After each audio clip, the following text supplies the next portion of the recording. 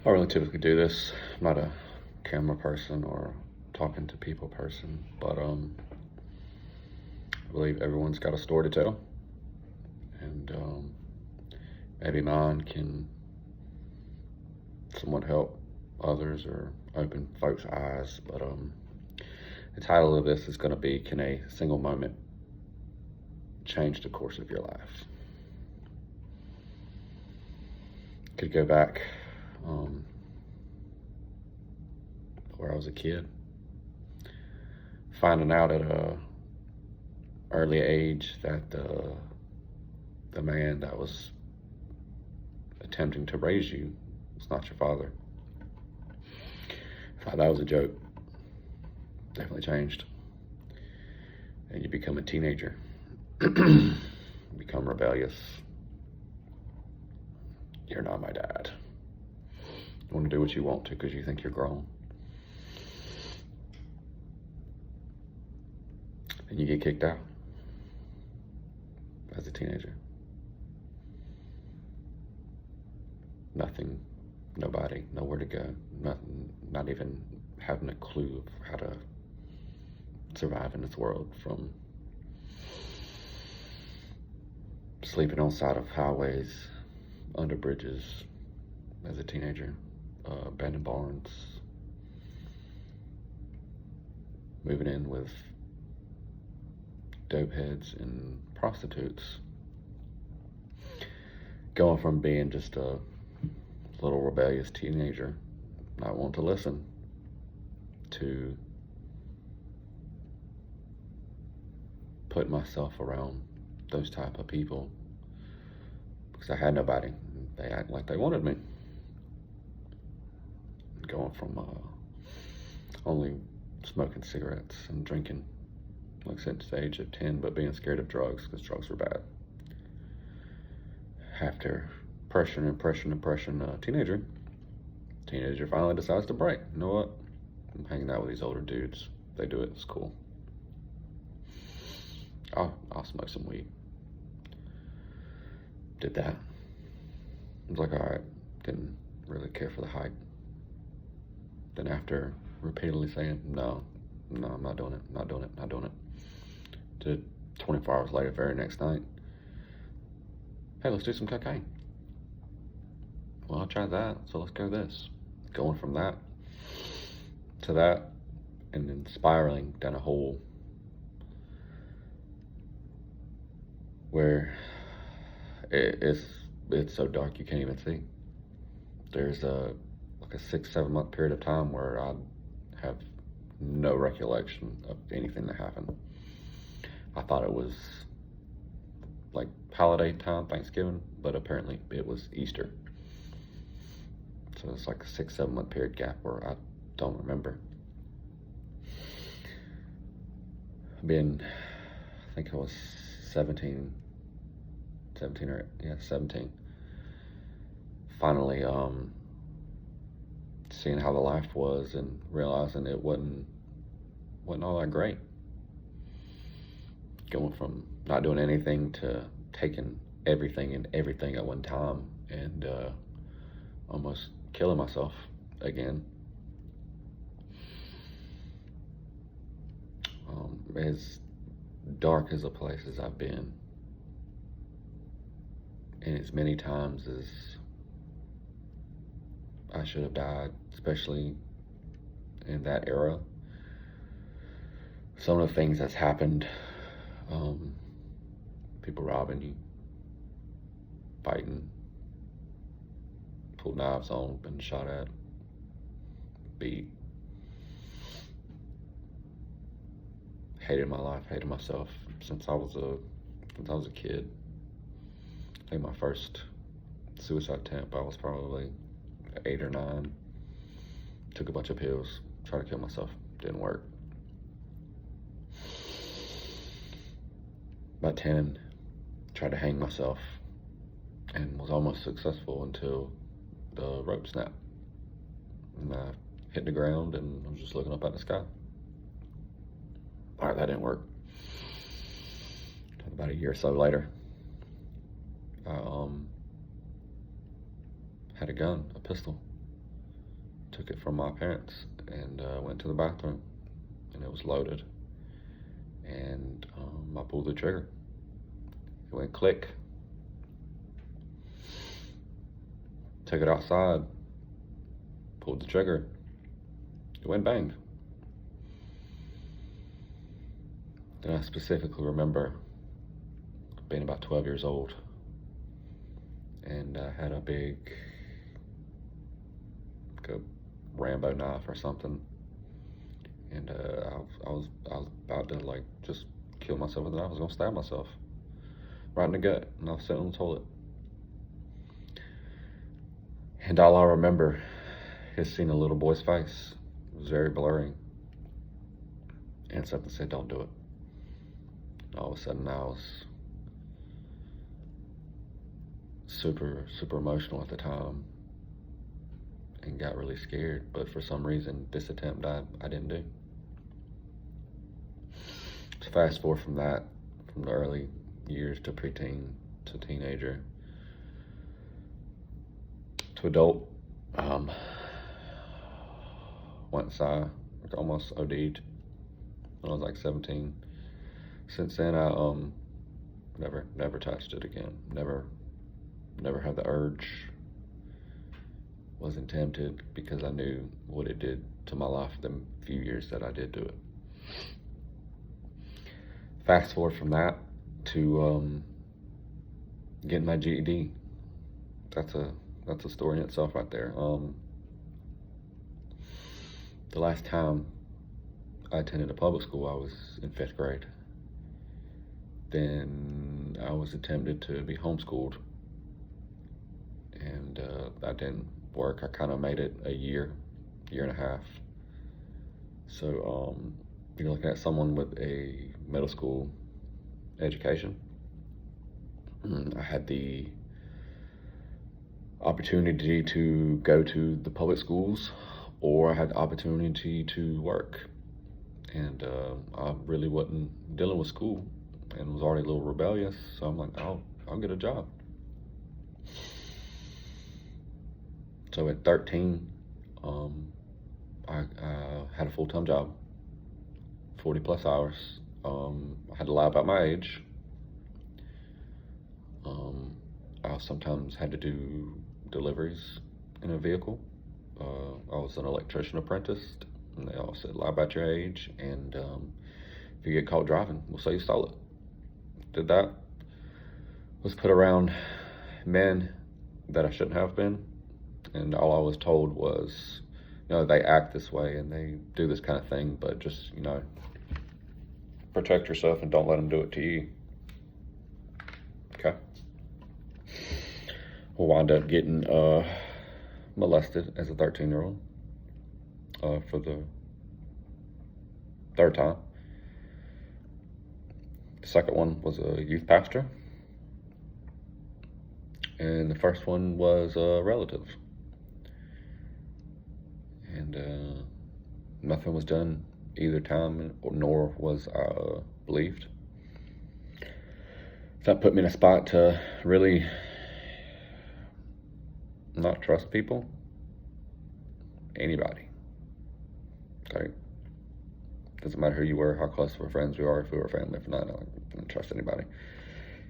How could I trust anybody when the people that I trusted as a child somewhat allowed stuff like that to happen? That's neither here nor there. Coming in as an adult, though, getting my GED, it took 4 times. I got it.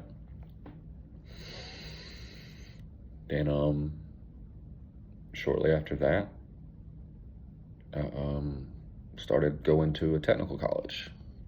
So someone's like, you gotta go to school. I gotta go to school. So I started going to a technical college, taking some criminal justice classes, which I thought was pretty cool as a kid. And someone suggested, hey, you might try to go to law enforcement. And I didn't think I could with the background I had. I mean, I never got charged, never got locked up, never got arrested, never actually purchased anything illegal was always done for me or done because I hung out with like people 15, 20 years older than me. But I did participate. So I'm like, yeah. So I filled in my application to my local sheriff's department and had to do a polygraph, and they were like, if you tell the truth about everything on here, then it doesn't matter. As long as you don't lie, you'll get the job. I'm like, they're tricking me to try to lock me up. So I was honest and said everything that I did that I could remember, and wound up getting the job. It was my dream job at the time. I was good at it. I moved up quickly. Even though I was a little bit of not a little bit, I'll take it back, a lot of it of a hothead, 20-year-old kid that had nothing, and now you give him a little bit of make him an authoritative figure, give him a little badge, whatever. He thinks he's hot crap at 20, 21 years old. I was one of the fastest to get sent from working in a jail to go to the police academy to be a police officer. Ruined that. Like I said, the 21-year-old kid with a badge and a gun. Was in a relationship that wasn't good, mainly because of me, because I was hot-headed, had a huge temper, was an alcoholic, a raging alcoholic, so I pretty much just turned away from the drugs and all that and just started chasing women and drinking all the time. People would warn me, hey, you slow down, you stop doing that, you shouldn't do that, it's a bad image, and you're gonna tell a 21-year-old kid anything. So I wound up getting fired from my dream job. That really, really set me back, bothered me. It was an eye-opening experience, honestly. And I'm like, well, if this didn't work out, nothing's gonna work out. So then I started spiraling a little bit more and going heavier on the drinking and heavier with the women until I met a married woman. Was a preacher's wife. Had 3 kids. And I asked someone who it was, and they told me. I'm like, yeah, but she's married to a pastor. I said, I don't care. And I didn't. So I pursued that, dealing with my own stuff and having my own problems, and little did I know that woman at the time was dealing with her own mental health problems and whatnot, and was spiraling, and we pursued a relationship together while she was married. Well, she wound up telling her husband. That was an ordeal. Shortly after that, found out that she was pregnant. Left her husband. We moved into one of the oldest houses in our county. She was a slave house. It's very, very rough living conditions. So with the reputation that I had as a hot-headed alcoholic and the police officer, that made it worse. And I didn't help myself, nor did I try to help my reputation, especially from that, and going from girl to girl to girl to girl, not caring about anything or anyone. Wound up staying with her because kind of had no place to go, really. And for the first couple of years, it was rough. I was trying to come into what she was used to, was the norm, a family, everything. But I was coming from a place of just surviving and thriving, living day to day, as long as you make some money and have enough to get wasted at the end of the day.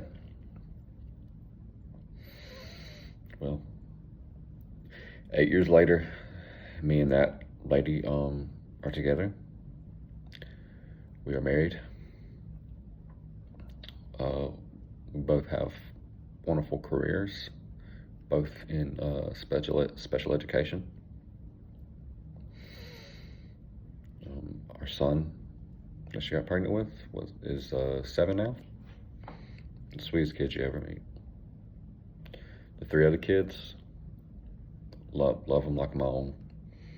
He can go to their daddy's house and hang out. They come to our house. We do vacations together, eat together, holidays together. It's just really beautiful how it happened. But in between us being together and now, I was grew up a little bit in church, kind of, sort of, but just didn't really care. She would like bring it up because she'd come from a Christian background.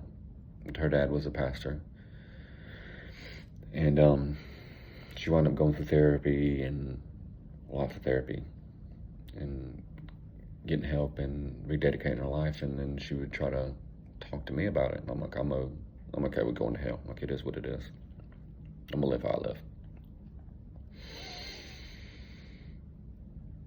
Wound up going to church with her one day. Did not want to be there at all. People tried to come up to me. I was rude.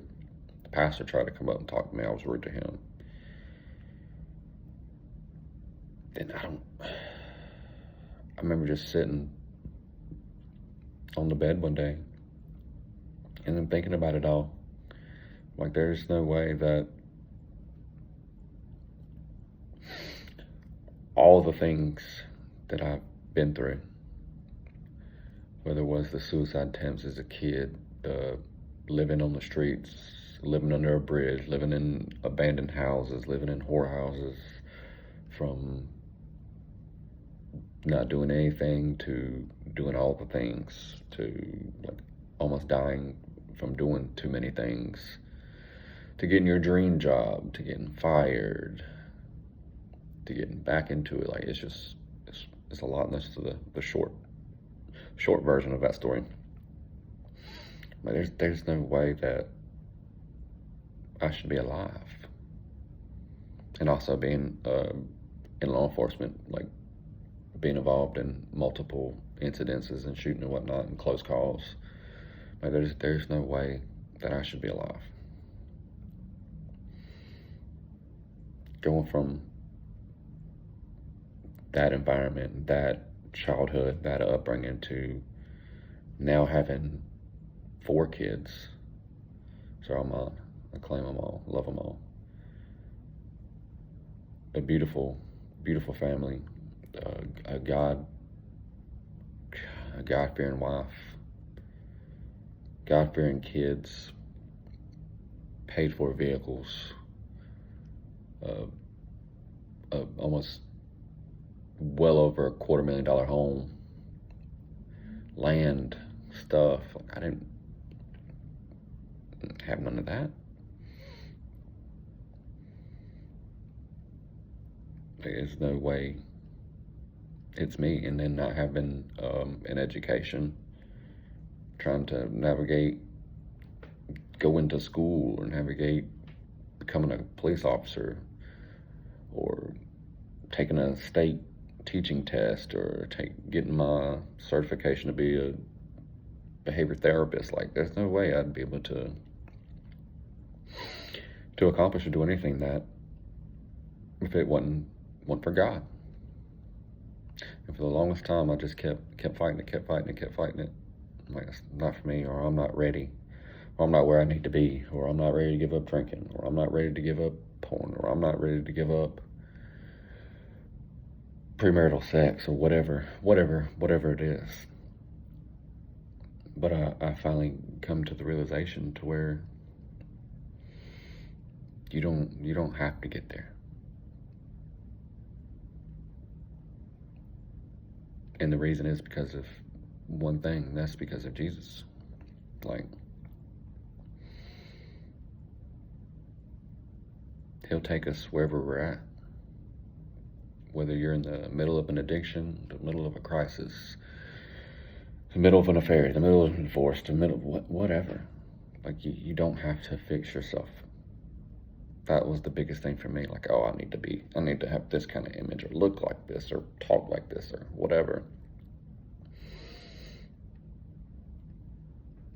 And I finally decided that, you know what, I'm gonna surrender and give my life to Him.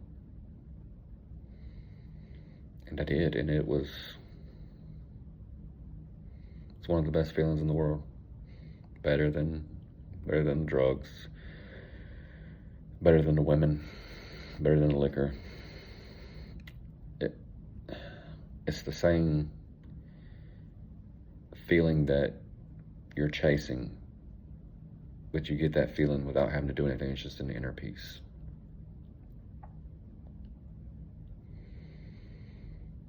Going from that type of lifestyle and having the reputation I had when I stopped doing it, and even still to this day,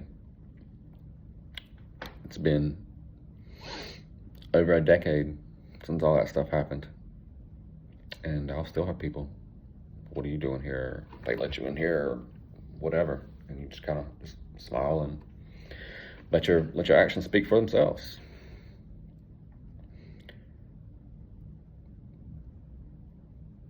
But it's never too early to come to God. You don't have to clean it up. You don't have to be perfect. Jesus was, so we don't have to be. You don't go to the gym shredded.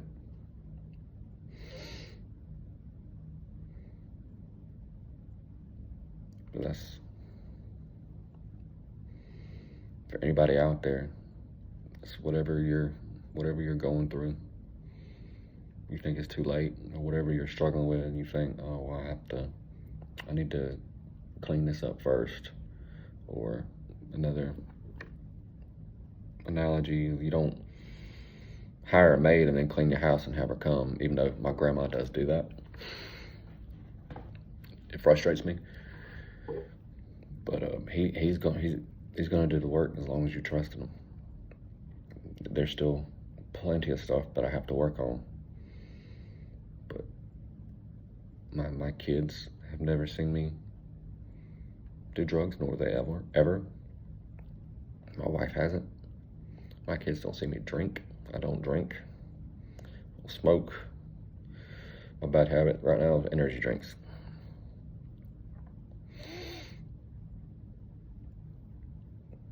Go to church. I was serving in church in the children's ministry and on the security team for a while. I stepped down for a little bit,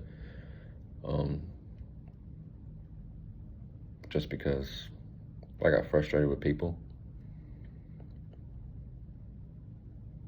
and I'm the type of person where I don't typically hold my tongue too well. I'm gonna tell it like it is, and a lot of people don't like that.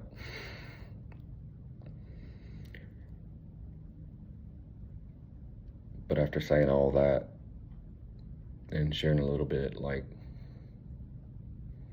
it doesn't matter what it is. There's folks who have stories that are a million times worse than mine. There's folks who doesn't have anything close to that. Everyone's got their own struggles, their own past, their own demons that they fight. But trying to fight it and fix it yourself it won't happen.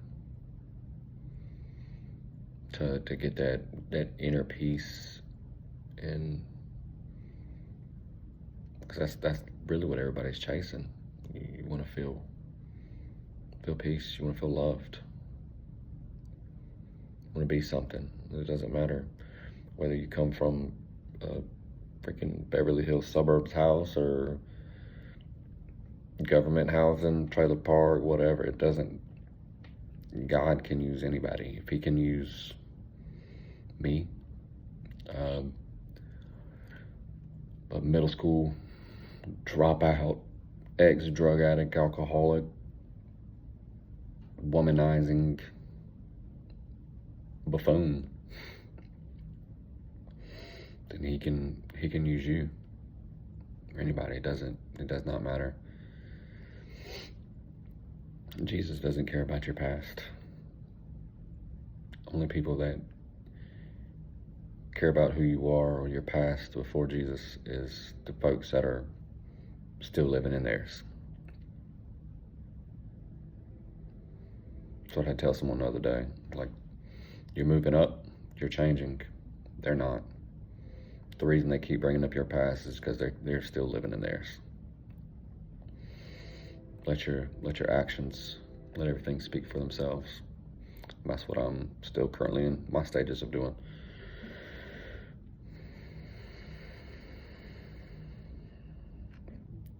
But if you think it's too late, I promise you it's not.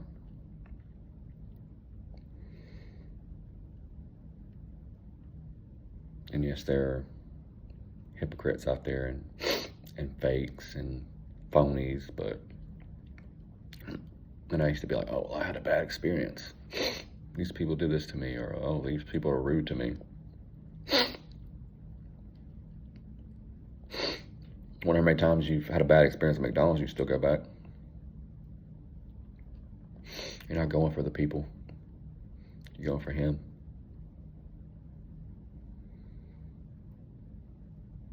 But if anybody's out there and they want to accept Jesus into their life, they won't want him to help them. You can't do it yourself. It's impossible. You cannot. It's going to look like you have it all together. You might have all the things. You might be successful. You don't have it all together. And Jesus said the only way to get to the Father is through him. So if anybody's out there and they want to surrender their lives to Christ, please reach out to someone. Reach out to me. Talk to someone. It's never too late. It's scary. It's terrifying at first. And they played a little short video of me and I had to get baptized in front of however many hundreds of people. I'd rather go back and get into a shootout or go back in a dangerous situation than to deal with that. It's terrifying. This is nerve-wracking to me a little bit. I won't do this. I just had a feeling that someone needed to hear this. So just remember, God loves you where you're at. From the deepest, darkest hole you can dig yourself into. When I was attempting to kill myself, God was there. When I was sitting there doing whatever kind of drugs I was doing, God was there. When I was in high intense situations as a police officer, God was there. The times I've driven drunk, God was there. I should not be here. Like, at all, should not. But I am, and I'm grateful for it. I never thought in a million years that I would have a family, or have a house, or have a career. So I was looking at it wrong. I was trying to do it. I can't do it. It's not with the upbringing and schooling I had. There's no way. Impossible. Like, you tell me, someone that's tried to kill themselves multiple times, that's not educated, that's done all kinds of different drugs, that's ruined reputations, that's gotten fired from their dream job, I can just, like, been shot at, like, been stabbed, like, all, you can pretty much name it. There's no other explanation except for God. And honestly, other than doing my absolute best to be a dad right now and doing this video, I don't know what his, like, big plan is. I have no clue. And do I follow it to a T? No. I'm stubborn. Like anybody else, I'm human. But I know it's got to be something good. Because without him, I wouldn't be here. I'd be dead. And if by the slight chance I wasn't dead, I'd probably be walking the streets or locked up somewhere. And it's only because of the grace of God that I'm here. I'm healthy. My family's healthy. And well taken care of. Like, it's God. That's a little bit of my story. Like I said, reach out if you have any questions, need any help, need someone to talk to. It's tough out there, and we can't do it ourselves. So I love you. Jesus loves you. Have a good day.